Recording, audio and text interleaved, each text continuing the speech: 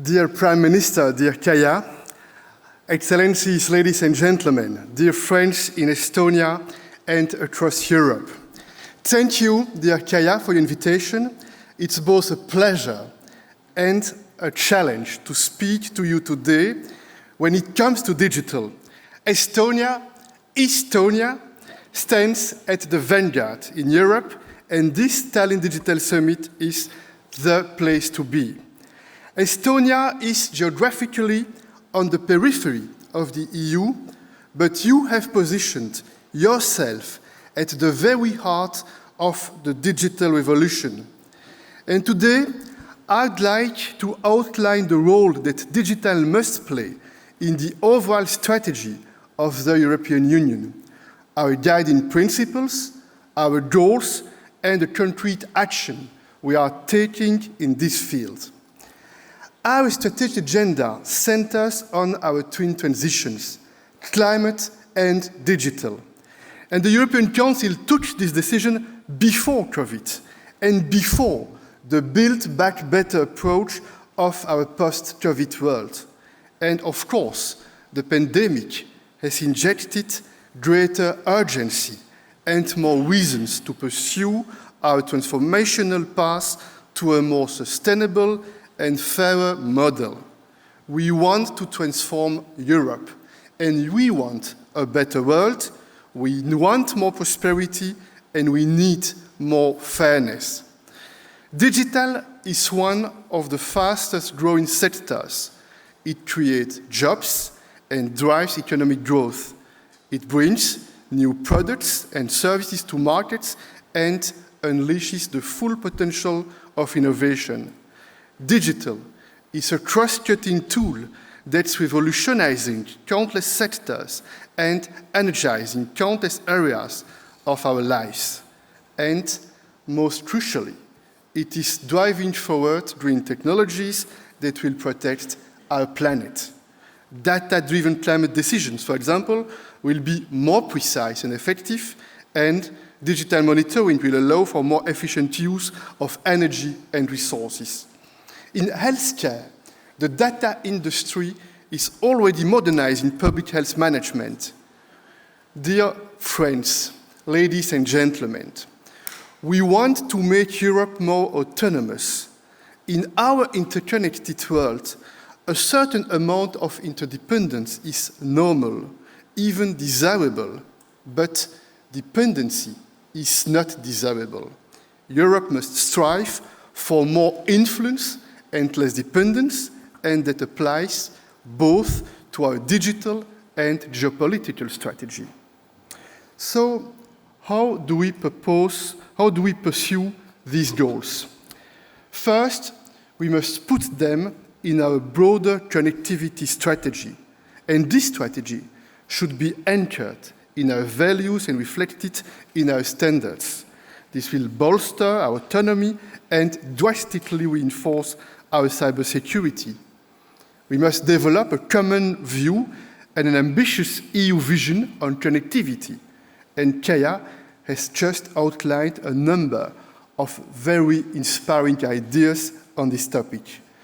Connectivity refers not only to physical infrastructure and networks, it encompasses a wide range of ventures and policies aimed at bringing people and societies closer together.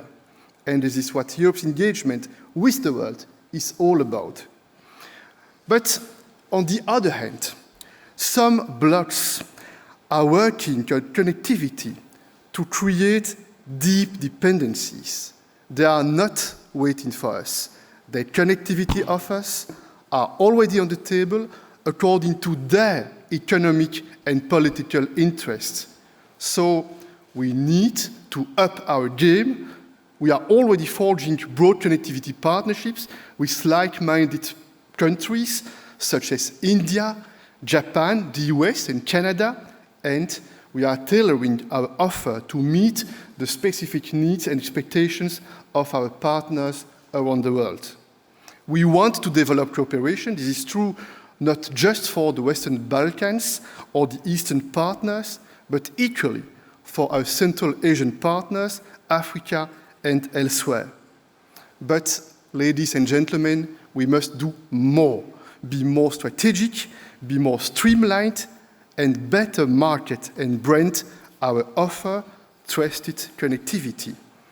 Most importantly, it should reflect our European vision of what a partnership should be: fair, balanced, and human-centered. There is still work to strengthen such an offer. It will require leadership and collective action, and the European Council is ready to play its key role. Ladies and gentlemen, our digital strategy must be based on our values: human rights, fundamental freedoms, and human-centered societies. Our standards should be based on trust and transparency. Transparency does not only mean that people must know how their personal data is used. Transparency must also apply to finance, taxes, or the way in which algorithms are deployed. Fairer taxation of international business is a key topic in the eyes of the public. Integrating the price of carbon in international trade is a matter of fairness in the fight against climate change. Trust also means accountability. Citizens want to know the state's budget is well spent. They want to know that new development projects respect their health and our environment. We, in the EU, we have a powerful tool: our regulatory power, the famous Brussels effect. We are the leading standard setter in the world. Let's use it. Dear friends, digital sovereignty is paramount to our strategic autonomy, and we are working hard to make this happen. For instance, moving from 5G to 6G and advancing the idea of a low Earth orbit satellite. And for instance, in the area of semiconductors, Commissioner Breton is driving forward the European Alliance on Microprocessors. And I'm very confident that the e-identity will be another major step in promoting our digital sovereignty. This brings me to the critical topic of security. This relates to the trust factor I mentioned earlier. Cybersecurity is a key condition for greater influence on the global scene. The latest high-profile cyber attacks have shown a spotlight on the urgency of building a sound cybersecurity system. This domain is basically a national competence, but the threats are global, and the attackers are global. And that's why a proper response should lie in the EU's overall cyber resilience.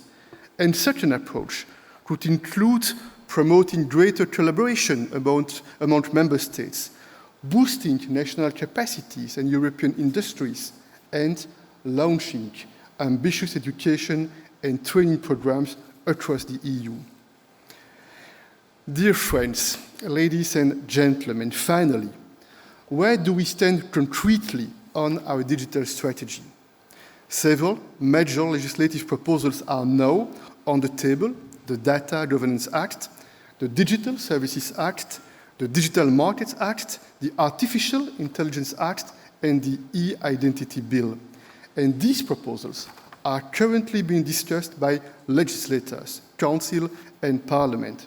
And we will give fresh impetus to this at the next regular meeting of the European Council in October, and the Digital Compass, requested by the European Council with key targets for 2030, will also be on the agenda of this meeting. Dear friends, you can see we have a clear vision for our digital future. It is anchored in concrete goals and ambitious targets, and most importantly, it is a digital future that serves our people and builds inclusive societies. Today's digital revolution is a massive opportunity to improve our quality of life across countless areas of our societies. It is a cornerstone of the EU strategy for more prosperity, more well-being, more freedom, and more autonomy. Our digital model will offer inspiration far beyond our borders of European openness and confidence. I thank you.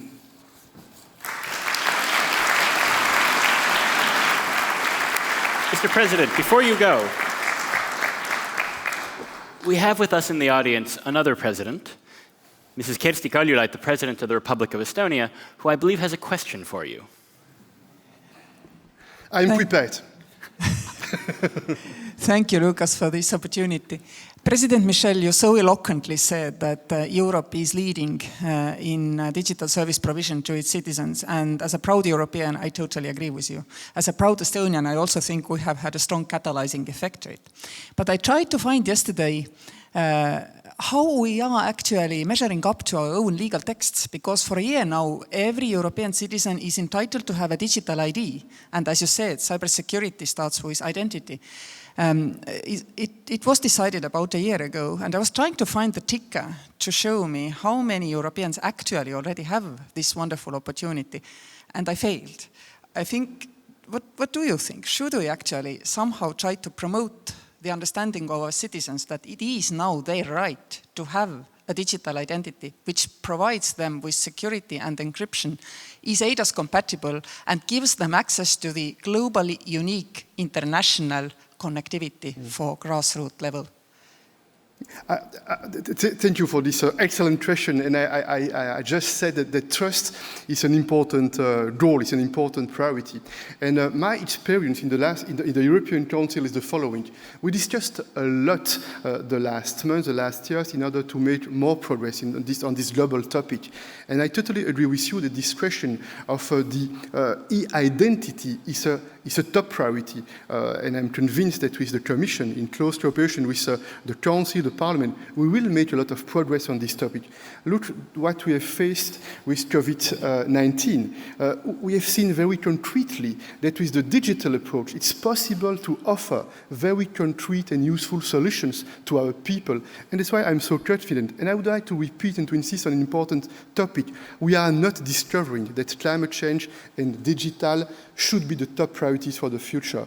Before the COVID pandemic, we took a very strong decision. The Commission, the Parliament, the Council, we decided that climate change and digital ambition would be the main leverages in order to offer a new model of prosperity for this European Union. Point one, we do not want to work alone. We want to work with our partners, with our like-minded partners.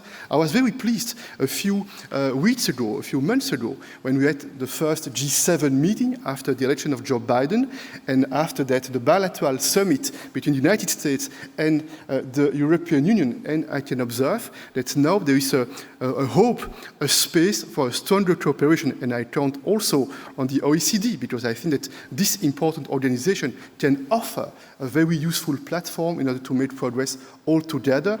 We know what we want for the future. We want a more digital ambition based and that takes into account our very strong fundamental values. Thank you. Thank you, Mr. President.